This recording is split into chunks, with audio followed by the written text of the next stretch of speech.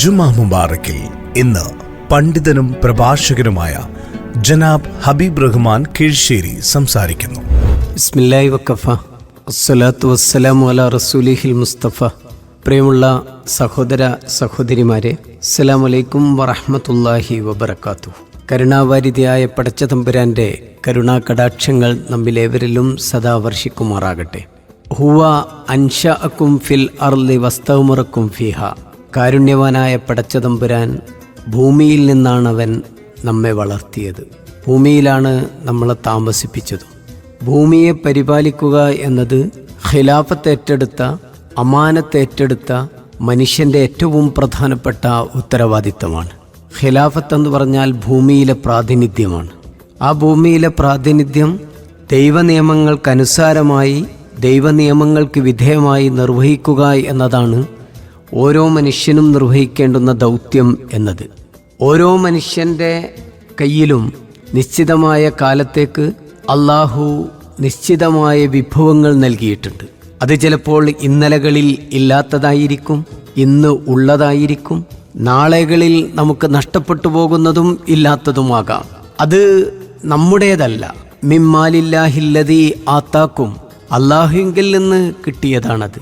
അപ്പോൾ സമ്പത്ത് ആരുടേത് എന്ന മൗലികമായ ചോദ്യം മനുഷ്യൻ്റെ മുമ്പിൽ വന്നാൽ ഇസ്ലാമിൻ്റെ മറുപടി അൽ മാലു മാലുള്ള, സമ്പത്ത് അള്ളാഹുവിൻ്റേതാണ്, പ്രപഞ്ച സ്രഷ്ടാവിൻ്റേതാണ്.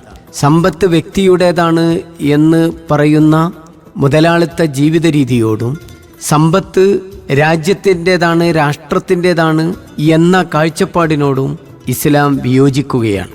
അതുകൊണ്ട് തന്നെ സമ്പത്തിൻ്റെ വിതരണ രീതി അത് നിശ്ചിതമായി ദരിദ്രർ വിശക്കുന്നുവെങ്കിൽ, വസ്ത്രമില്ലാതെ പ്രയാസപ്പെടുന്നുവെങ്കിൽ, കയറിക്കിടക്കാൻ കൂരയില്ലെങ്കിൽ അവർക്കുള്ളതാണ് ഈ പ്രപഞ്ചത്തിലുള്ള എല്ലാ വസ്തുക്കളും എന്ന് നാം അറിയണം. അവരിലെ ധനികർ, നമ്മുടെ സമൂഹത്തിൽ ഏതെങ്കിലും ഒരു ദരിദ്രൻ വിശക്കുന്നുവെങ്കിൽ, ഏതെങ്കിലും ഒരു സാധാരണക്കാരൻ വസ്ത്രമില്ലാതെ പ്രയാസപ്പെടുന്നുവെങ്കിൽ, ഏതെങ്കിലും ഒരു മനുഷ്യൻ തനിക്ക് തലചായ്ക്കാൻ ഒരിടമില്ലാത്ത ഒരു സ്ഥലമുണ്ടാകുന്നുവെങ്കിൽ അതിൻ്റെ കാരണം ധനികൻ, സമ്പത്തുള്ളവൻ, ദൈവം പണം നൽകിയിട്ടുള്ളവൻ, ദൈവം സമ്പത്ത് നൽകിയിട്ടുള്ളവൻ പ്രവർത്തിക്കേണ്ടതുപോലെ പ്രവർത്തിക്കാത്തത് കൊണ്ടാണ് എന്ന് നാം മനസ്സിലാക്കണം. ഉടമാവകാശം അള്ളാഹുവിനാണെങ്കിൽ ഒരു വസ്തുവിലും മനുഷ്യന് നമുക്ക് ഉടമാവകാശമില്ല എന്ന തിരിച്ചറിവ് നമുക്കുണ്ടാകണം. വ ആതൂഹും മിമ്മാലില്ലാഹില്ലദീ ആതാക്കും. അള്ളാഹു സുബ്ഹാനഹു വ തആല നൽകിയ ധനം നിങ്ങൾ ചെലവഴിക്കണം. അപ്പോൾ സ്വാശ്രയ ബോധത്തോടും നിശ്ചയദാർഢ്യത്തോടും മാത്സര്യ ബുദ്ധിയോടും അന്വേഷണ തൃഷ്ണയും ആത്മവിശ്വാസങ്ങളും സകല ഗുണങ്ങളും നഷ്ടപ്പെടാതിരിക്കാനാണ് നമുക്ക് സമ്പത്തിൽ അധികാരം നൽകിയിട്ടുള്ളത് ദൈവം തമ്പുരാൻ എന്ന് തിരിച്ചറിയാൻ നമുക്ക് സാധിക്കണം. അങ്ങനെ സാധിക്കുമ്പോൾ നാം കഷ്ടപ്പെട്ടുണ്ടാക്കിയ എന്ന് നാം പറയുന്ന, നാം വിഷമിച്ച് പ്രയാസപ്പെട്ട് കഷ്ടപ്പെട്ടുണ്ടാക്കി എന്ന് നാം പറയുന്ന റബ്ബ് നമുക്ക് കനിഞ്ഞ് നൽകിയ ധനം നമുക്ക് മാത്രം ആസ്വദിക്കുവാനുള്ളതല്ല. സ്വത്ത് ഏൽപ്പിച്ച് തന്നിട്ട് ആദ്യം പടച്ച തമ്പുരാൻ തന്നെ ചോദിക്കുന്നുണ്ട്, വാക്രിലൂഹുന്ന കർലൻ ഹസന, നിങ്ങൾ ദൈവത്തിന് കടം നൽകുന്നുവോ? അള്ളാഹുവിന് കടം നൽകുന്നവൻ ആരുണ്ട് എന്നാണ് ചോദിക്കുന്നത്. മന്ദല്ലദീ യുക്രിലുല്ലാഹ കർലൻ ഹസന, ആരാണ് ദൈവത്തിന് ഏറ്റവും നന്നായി കടം നൽകുന്നവൻ എന്ന് ചോദിക്കുന്നു. അബൂദഹ്ദാഹു ഓടി വന്നിട്ട് അള്ളാഹു നമ്മോട് കടം ചോദിക്കുന്നുവോ എന്ന് പ്രവാചകനോട് ഈ ആയത്തിറങ്ങുന്ന സന്ദർഭത്തിൽ ചോദിക്കുന്നുണ്ട്.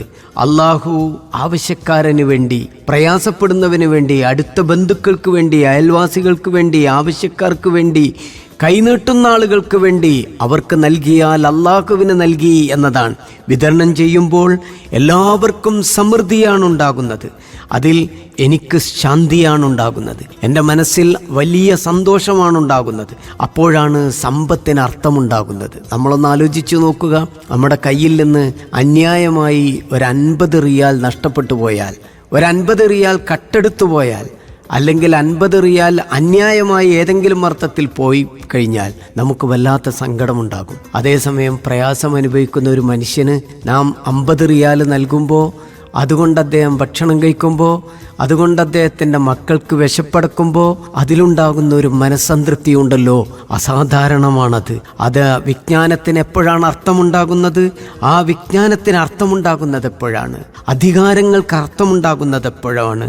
കണ്ടുപിടുത്തങ്ങൾക്ക് അർത്ഥമുണ്ടാകുന്നത് എപ്പോഴാണ് എന്നതുപോലെ നാം മനസ്സിലാക്കേണ്ടതുണ്ട്. സമ്പത്തിന് അർത്ഥമുണ്ടാകുന്നത് അതില്ലാത്തവർക്കത് നൽകുമ്പോഴാണ്. അത് നഷ്ടക്കച്ചവടമാണ് എന്നൊരിക്കലും നാം മനസ്സിലാക്കരുത്. അത് കുറഞ്ഞു പോകുന്നതല്ല, നമുക്ക് വളരുന്ന മഹ്ശറ വരെ നീളുന്ന, അള്ളാഹുവിൻ്റെ സ്വർഗത്തോളം വരെ നീളുന്ന അനുഗ്രഹീതമായ ഒന്നാണ് എന്ന് നാം മനസ്സിലാക്കണം. അതിന് 700 ഇരട്ടി പ്രതിഫലമാണ് പടച്ച റബ്ബ് നിശ്ചയിച്ചിരിക്കുന്നത്. പ്രിയപ്പെട്ട പ്രവാചകൻ അതിനെക്കുറിച്ച് പഠിപ്പിക്കുന്നത് നമ്മുടെ ധാരാളക്കണക്കിന് ചെയ്തു പോയ, അറിഞ്ഞും അറിയാതെയും ചെയ്തു പോയ ധാരാളക്കണക്കിന് പാപങ്ങൾ പുറത്തു കിട്ടാൻ, നിലവിലുള്ള സമ്പത്ത് വർദ്ധമാനമായി മാറാൻ, അതോടൊപ്പം തന്നെ ജീവിതായോധനപാതികൾ കൂടുതൽ വിശാലമായി മാറുവാനും അത് വർദ്ധിതമാകുവാനും ആണത്. അതോടൊപ്പം തന്നെ അനുഗ്രഹീതമായ മലക്കുകളുടെ പ്രാർത്ഥനകൾ നമുക്ക് ലഭ്യമാകാൻ, നരകത്തിൽ നിന്നും പ്രയാസകരമായ അള്ളാഹുവിൻ്റെ ശിക്ഷയിൽ നിന്നും രക്ഷപ്പെടുവാൻ, അള്ളാഹുവിൻ്റെ അനുഗ്രഹീതമായ തണൽ പരലോകത്തിൽ ലഭ്യമാകുവാൻ, നേരത്തെ ഞാൻ സൂചിപ്പിച്ചതുപോലെ 700 ഇരട്ടി പ്രതിഫലം ലഭ്യമാകുവാൻ, സ്വർഗത്തിൽ സ്വതക്കയുടെ സവിശേഷമായ കവാടത്തിലൂടെ, ദാനധർമ്മത്തിൻ്റെ കവാടത്തിലൂടെ ഒരാൾക്ക് പ്രവേശന സാധ്യത ഉണ്ടാകുന്നു എന്നറിയുമ്പോൾ എന്തുമാത്രം സന്തോഷകരമാണിത്. അതോടൊപ്പം തന്നെ മരണത്തോടുകൂടി നമ്മുടെ സദക്ക ദാനധർമ്മങ്ങൾ അവസാനിക്കുന്നില്ല.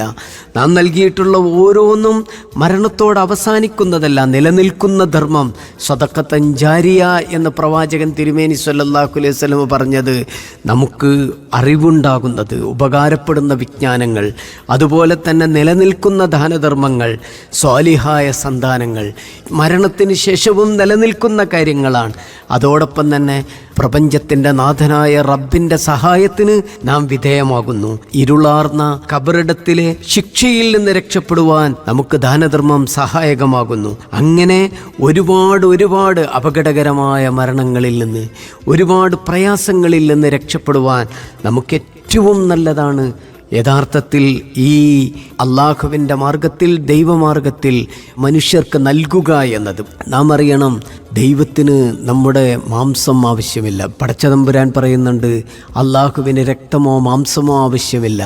രക്തവും മാംസവും ഒക്കെ ആവശ്യമുള്ളത്, മാംസം ആവശ്യമുള്ളത്, സമ്പത്ത് ആവശ്യമുള്ളത്, ഭക്ഷണം ആവശ്യമുള്ളത് മനുഷ്യർക്കാണ്. അതുകൊണ്ട് നെയ്യും വെളിച്ചെണ്ണയും എല്ലാം മനുഷ്യർക്കാണ് നൽകേണ്ടത്. പ്രപഞ്ചത്തിൻ്റെ താളമെന്ന് പറയുന്നത്, മേഘങ്ങളിൽ നിന്നും മഴ വർഷിക്കുമ്പോൾ മഴ ആദ്യം സ്വീകരിക്കുന്നത് മലകളുടെ ഉച്ചിയാണ്. അത് സ്വീകരിച്ചു കഴിഞ്ഞതിൻ്റെ ശേഷം അത് താഴെ സമതലങ്ങളിലേക്ക് ഒഴുക്കുന്നു. ആ സമതലങ്ങളിൽ നിന്ന് അത് വീണ്ടും താഴേക്ക് ഒഴുകി പോവുകയാണ്. അപ്പോൾ ഒരു നദി രൂപപ്പെട്ടു വരുമ്പോൾ, അതിലേക്ക് വെള്ളം ഒഴുകി വരുമ്പോൾ അതിൻ്റെ ചുറ്റുവെള്ളം എല്ലാവർക്കും ലഭ്യമാകുന്നത് പോലെ മുകളിൽ നിന്ന് താഴോട്ട് പോവുക എന്നതാണ് പ്രപഞ്ചത്തിൻ്റെ താളം എന്ന് പറയുന്നത്. ആ പ്രപഞ്ചത്തിൻ്റെ താളമാണ് സമ്പത്തുള്ളവൻ തൻ്റെ താഴെയുള്ളവരിലേക്ക്, എല്ലാ പ്രയാസപ്പെടുന്ന ആളുകളിലേക്കും നൽകുക എന്നത്. അങ്ങനെ ദാനധർമ്മത്തിൻ്റെ ചൈതന്യവും അതിൻ്റെ സ്വഭാവവും ആസ്വദിക്കുവാൻ, അത് മനസ്സിലാക്കുവാൻ, അത് നൽകുവാൻ, ഉള്ളതുകൊണ്ട് കൊടുത്ത് ഒരു സന്തോഷം കണ്ടെത്തുവാൻ നമുക്ക് സാധിക്കുന്നുവെങ്കിൽ, നമുക്ക് വിജ്ഞാനമുണ്ടെങ്കിൽ, നമുക്കറിവുണ്ടെങ്കിൽ, എന്താണോ നമ്മുടെ കയ്യിലുള്ളത്, ഒരു പുഞ്ചിരിയാണ് നൽകാൻ കഴിയുന്നതെങ്കിൽ ആ പുഞ്ചിരി പോലും നൽകുക. അതാണ് പ്രവാചകൻ പഠിപ്പിച്ചത്. പുഞ്ചിരിക്കുന്നത് പോലും സ്വതക്കയാണ്, ദാനധർമ്മമാണ് എന്ന്. അങ്ങനെ അറ്റമില്ലാത്ത ജീവിതമല്ല ഇത് എന്ന് മനസ്സിലാക്കുമ്പോൾ, അറ്റമുള്ള ഈ ജീവിതത്തിൽ ശാന്തമായ, അറ്റമില്ലാത്ത ഒരു ജീവിതത്തിന് വേണ്ടിയുള്ള കരുതിവെപ്പ് നമുക്കുണ്ടാകണം. ആ കരുതിവെപ്പിന് വേണ്ടിയുള്ള പരിശ്രമമാകട്ടെ നമ്മുടെ ദാനധർമ്മങ്ങളും നമ്മുടെ പ്രവർത്തനങ്ങളും. കരുണാഭാരിതിയായ പടച്ച തമ്പുരാൻ അനുഗ്രഹിക്കുന്ന നല്ലവരിൽ പടച്ച റബ്ബ് നമ്മെ ഉൾപ്പെടുത്തുമാറാകട്ടെ.